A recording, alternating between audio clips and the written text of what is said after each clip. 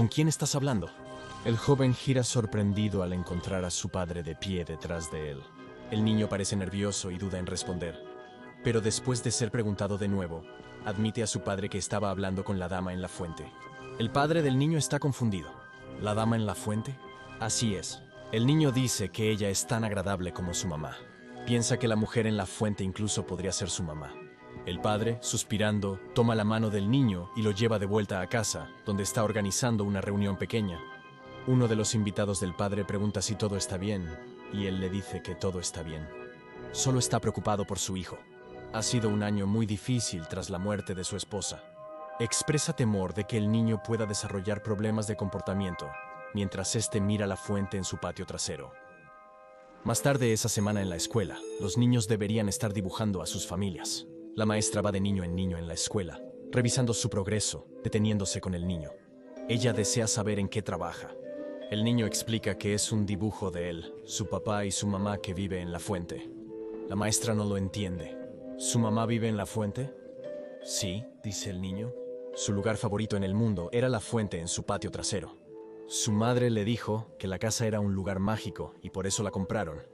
Tras su muerte, él oyó una voz proveniente de la fuente. No suena como su mamá, pero él sabe que es ella. Ahora ella vive en la fuente. El padre agradece a la maestra por llamar y promete que hablará con su hijo. Lamenta que los niños tengan miedo por las historias de una mujer en su fuente y se asegurará de poner fin a esta situación. Esa noche, mientras acuesta al niño, le dice que sabe que extraña a su mamá, pero necesita dejar de hacer todas estas afirmaciones sobre una mujer en la fuente. Y por mucho que la extrañe y desee que su madre regrese, necesita darse cuenta de que ella se ha ido y no va a regresar. El padre besa al niño en la frente y le dice una vez más que no habrá más historias sobre la mujer antes de acostarlo por la noche. En cuanto su padre se va, el niño se levanta, se arrastra hasta la ventana de su habitación con vista al patio trasero y observa la fuente. Observa cómo los reflejos bailan en el agua ondulante. El agua se queda extrañamente quieta, hasta que una mano que parece estar hecha de agua parece emerger de la superficie de la fuente y le saluda con la mano. El padre sale del baño y echa un vistazo a su hijo antes de volver a su habitación. Salta al darse cuenta de que su hijo no está en la cama. Corre al cuarto de su hijo, retira las mantas, pero está vacío. Llama frenéticamente a su hijo y mira alrededor de la habitación cuando ve algo. Corre a la ventana y ve a su hijo caminando hacia la fuente. Pero lo que realmente tiene su atención es la mujer, translúcida y brillante bajo la luz de la luna, instando al niño a acercarse a ella. El padre se apresura a bajar las escaleras y sale al patio trasero, donde su hijo está abrazando a la mujer acuática. Está aterrado, pero sus instintos paternos toman el control y corre hacia la fuente y arranca al niño de la criatura. Mientras aleja al niño de la fuente, observa cómo la figura sólida y acuática de la mujer parece volver a convertirse en líquido y colapsar en la fuente. El padre lleva al niño dentro de la casa. No entiende lo que está pasando, pero el padre solo sigue repitiendo que está bien, que ahora está a salvo. Al día siguiente, el padre habla por teléfono con su sacerdote local. Sabe lo loco que suena esto, pero la policía no le creyó y no sabía a quién más acudir. El sacerdote asegura que pronto estará allí para encargarse de ello. El sacerdote y sus dos asistentes llegan a la casa, sugiriendo al padre que él y su hijo se retiren. El niño llora, rogándole que no haga daño a la mujer amable en la fuente. El padre tiene que luchar para contener a su hijo, pero finalmente logra sacarlo de la casa. Una vez se fueron, el sacerdote gira hacia sus asistentes. Se quita la camisa mostrando un chaleco táctico con el logo de SCP, al igual que sus asistentes. Es hora de contención, dice, mientras se dirigen al patio trasero hacia la fuente y la criatura anómala que vive allí. Hola, soy el Dr. Bob y este es SCP-054, también conocido como la ninfa de agua.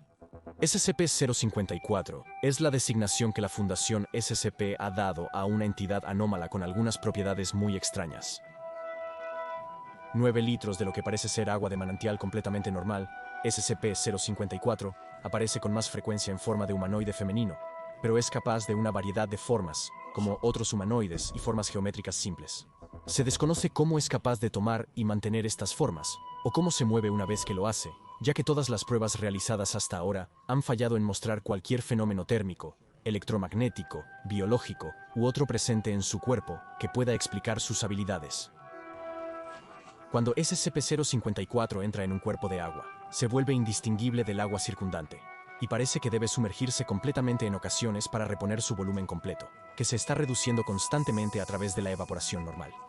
El agua que se ha evaporado de la anomalía también ha sido recolectada por la Fundación y también es indistinguible del agua regular y no exhibe propiedades especiales. Tras su descubrimiento, SCP-054 fue reubicado en el sitio 08 para su contención, en donde investigación adicional y estudio de la criatura podría tener lugar. Su celda de contención especial se hizo impermeable y se equipó con un sistema de control de clima especializado, así como una fuente ornamental llena de agua fresca de manantial.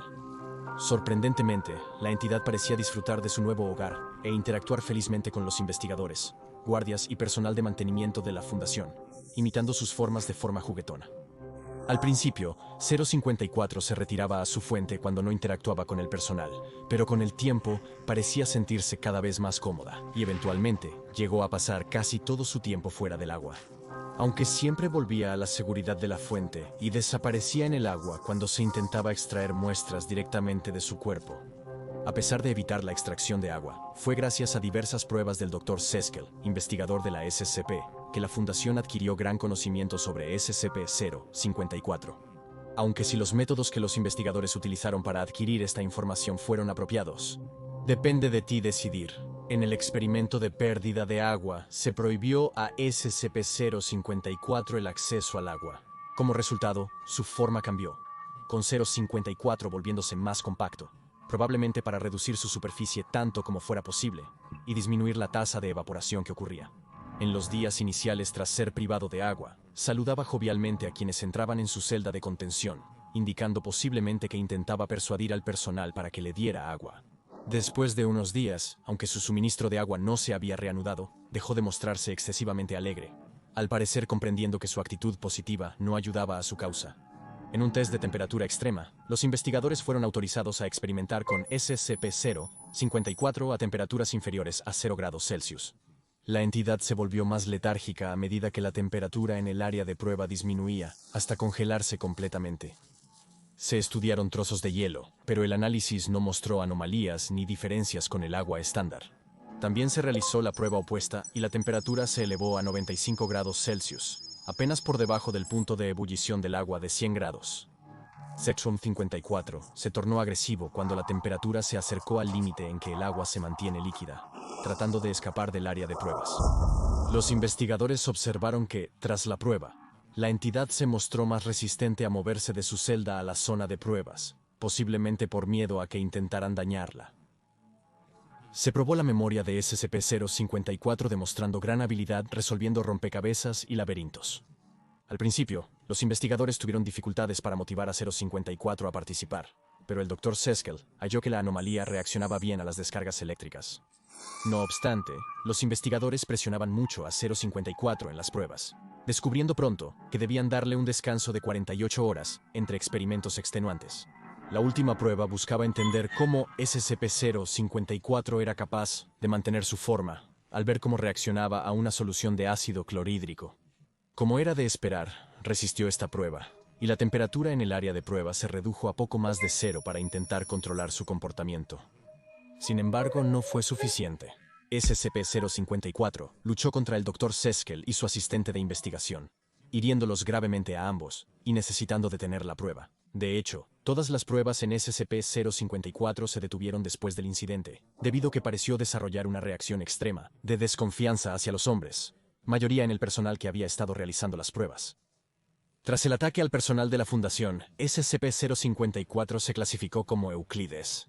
No obstante, tras el cese de las pruebas y que 054 ya no interactuó con el personal de investigación, pasaron más de 5 años sin incidentes adicionales. Después de este periodo, la clasificación de SCP-054 se redujo a seguro, mostrándose ahora dispuesto a retomar su participación en experimentos una vez más. La unidad de biología E7 supervisa todas las pruebas, recomendando solo personal femenino. Pese a ser clasificado como seguro, se debe tener precaución al trabajar con SCP-054. El personal debe usar trajes químicos en el área de contención y pasar 10 minutos en un cuarto de secado al salir, para garantizar que 054 no se ha adherido a ellos. En caso de una violación de contención, se debe inundar todo el recinto con nitrógeno líquido para congelar la entidad. ¿Es la ninfa de agua un ejemplo de que la Fundación SCP se ha excedido conteniendo una anomalía inofensiva que parece feliz y benigna hasta que se le hace daño? ¿O es simplemente el precio que debemos pagar para progresar nuestro entendimiento de las anomalías y posiblemente detener un peligro para la humanidad? La respuesta a esa pregunta depende de ti. Para ampliar tu entendimiento sobre las anomalías contenidas por la Fundación SCP y posiblemente responder a esa pregunta, te sugiero revisar los archivos de SCP-007, Planeta Abdominal y SCP-173, un náufrago viejo. Y como siempre, asegúrate de suscribirte y activar las notificaciones para que no te pierdas ninguna anomalía, mientras nos adentramos cada vez más en los archivos clasificados de la Fundación SCP.